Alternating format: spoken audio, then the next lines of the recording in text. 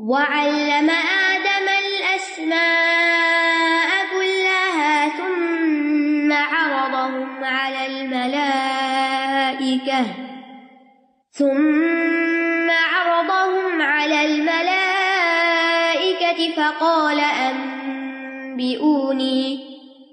فقال أنبئوني بأسماء هؤلاء إن كنتم صادقين۔ اور اس نے آدم کو سب کے سب نام سکھا دیے، پھر انہیں فرشتوں کے سامنے پیش کیا اور فرمایا اگر تم سچے ہو تو مجھے ان سب کے نام بتاؤ۔ اس آیت میں اللہ تعالیٰ نے آدم علیہ السلام کی فرشتوں پر فضیلت کا ذکر کیا ہے کہ اللہ تعالیٰ نے انہیں اس خصوصیت سے نوازا جو فرشتوں کے اندر نہیں تھی، اور وہ کیا تھی کہ تمام چیزوں کے نام سکھا دیے جو فرشتوں کو معلوم نہیں تھے۔ اس کا مقصد کیا تھا؟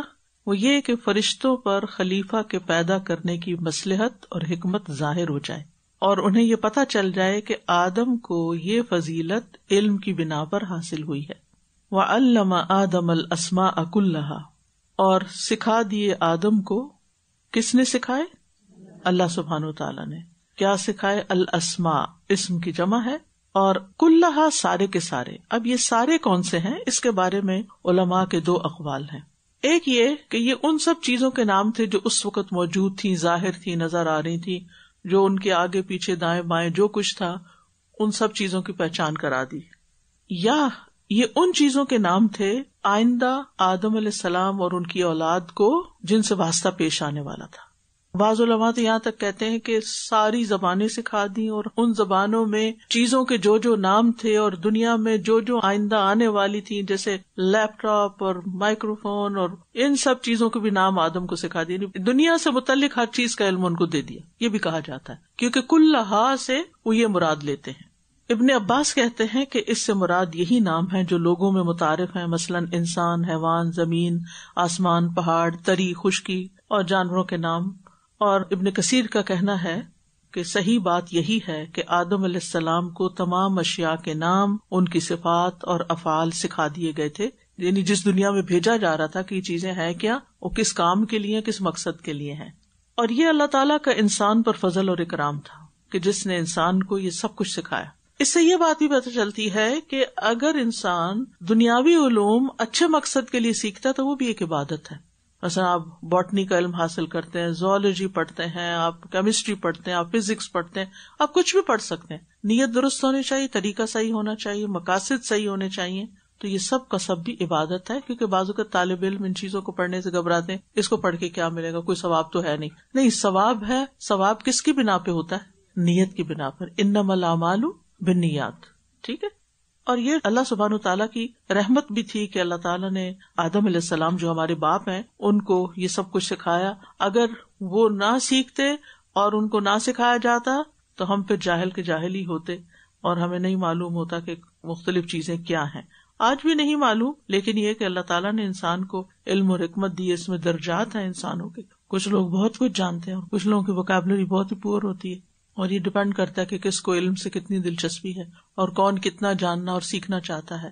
تو علم ایسی چیز ہے جس کی کوئی انتہا نہیں، اس لیے ربی زدنی علما پڑھتے ہی رہنا چاہیے۔ پھر اللہ کا کام ہے، آپ نے مانگ لیا کہ وہ کس شکل میں آپ کو کس چیز کا علم کتنا زیادہ دے دیتا ہے۔ لیکن یاد رکھیے کہ علم کے ساتھ ہی درجات ہیں، والذین اوتوا العلم درجات، درجات کی بلندی علم کے ساتھ ہے، اس لیے علم سیکھنے میں کبھی بھی پیچھے نہ رہیں۔ ثم عرضهم على الملائکۃ فقال انبئونی باسماء هؤلاء ان کنتم صادقین۔ پھر اللہ تعالیٰ نے ان چیزوں کو ملائکہ کے سامنے پیش کیا ان کا امتحان لینے کے لیے کہ آیا وہ جانتے ہیں یا نہیں۔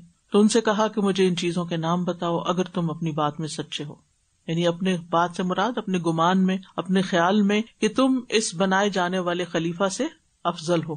فقال انبئونی باسماء هؤلاء ان کنتم صادقین۔ اس میں آپ دیکھیے کہ اللہ سبحانہ وتعالیٰ کا یہ طریقہ کتنا حکمت پر مبنی ہے، یعنی فرشتوں کو ان کے سوال پر کوئی ڈانٹ نہیں پلائی گئی، کوئی ان کے ساتھ آرگیومنٹ نہیں کی گئی، بلکہ ایک ایسا طریقہ اختیار کیا گیا کہ جس سے وہ خود ہی سمجھ جائیں، ان کا ایک ٹیسٹ لے لیا گیا۔ یہ سب چیزیں بھی قرآن سے سیکھنے کی ہیں کہ اگر کوئی آپ کے کام پر اعتراض کرتا ہے اس کو آپ کا طریقہ سمجھ نہیں آ رہا یا آپ کا کام سمجھ نہیں آ رہا، ایسا روز ہی ہوتا ہے نا. اس آیت سے جو باتیں پتہ چلتی ہیں اس میں ایک یہ کہ یہ اللہ کا بندوں پر جو سب سے بڑا احسان ہے، اور آدم علیہ السلام کو سب سے پہلی جو چیز دی گئی تھی وہ کیا ہے؟ علم. الرحمن علم القرآن، قرآن کی تعلیم بھی اللہ تعالیٰ نے خود دی ہے. اور پھر اقرأ وربک الاکرم الذی علم بالقلم علم الانسان ما لم یعلم. یہ علم کا سورس اللہ ہی کی ذات ہے، ہمارے پاس جو بھی ہے اللہ ہی کا دیا اور سکھایا ہوا ہے، اور جس کے پاس جتنا زیادہ ہے اس پر اللہ کا اتنا زیادہ فضل ہے اگر وہ اس علم پر عمل بھی کرتا ہے اور اسے آگے بھی سکھاتا ہے اور اس میں مسلسل محنت کرتا ہے. اس لیے یہ آپ سب پر اللہ تعالیٰ کا بہت بڑا احسان ہوا ہے کہ آپ کو اپنی زندگی کا ایک حصہ سنجیدگی کے ساتھ، اپنے وقت کا ایک بڑا حصہ علم سیکھنے میں لگانے کا موقع مل گیا ہے. اور یہ سارے وسائل آپ کے لیے جمع ہو گئے کہ جس کی وجہ سے آپ اتنا عظیم کام کرنے کے قابل ہو گئے. اللہ تعالیٰ نے علم سکھانے کے لیے انبیاء کو بھیجا. نبی صلی اللہ علیہ وسلم نے بھی آ کے تعلیم دی، یعلمہم الکتاب والحکمہ. اور آدم علیہ السلام کی فضیلت بھی فرشتوں پر کس وجہ سے ہوئی؟ علم کی وجہ سے. والذین اوتوا العلم درجات. تو علم کا سیکھنا جو ہے ہر مسلمان پر فرض ہے. طلب العلم فریضۃ علی کل مسلم. اور عمل سے پہلے علم حاصل کرنا ضروری ہے، اور علم سے ہی اللہ کی خشیت حاصل ہوتی ہے، جنت کا راستہ آسان ہوتا ہے. لیکن یاد رکھیے علم سیکھنے سے آتا ہے. انما العلم بالتعلم. ماں کے پیٹ سے کوئی بھی علم لے کے نہیں پیدا ہوتا، اس کے لیے ایفرٹ لگانی پڑتی ہے. اور پھر جب انسان سیکھنے کے لیے قدم بڑھاتا ہے تو اللہ کی مدد آتی ہے. واتقوا اللہ ویعلمکم اللہ. اللہ سے ڈرو، اللہ تمہیں خود سکھا دے گا. اور علم کے لیے انسان کو ایفرٹ لگانی چاہیے، اپنے گھر سے بھی نکلنا چاہیے، اور علم والوں کی طرف رجوع بھی کرنا چاہیے. ان کے لیے عاجزی اختیار کرنی چاہیے کہ وہ بہتر سے بہتر سکھاتے رہیں. جستجو میں رہنا چاہیے اور علم میں اضافے کی دعائیں کرتے رہنا چاہیے. اور پھر علم حاصل کرنے کے بعد امتحان دینے سے بالکل نہیں ڈرنا چاہیے کیونکہ علم کا امتحان ہوتا ہے. اللہ سبحانہ تعالیٰ نے آدم علیہ السلام کو علم دیا اور پھر ان کا بھی امتحان لیا اور وہ پاس ہو گئے تھے.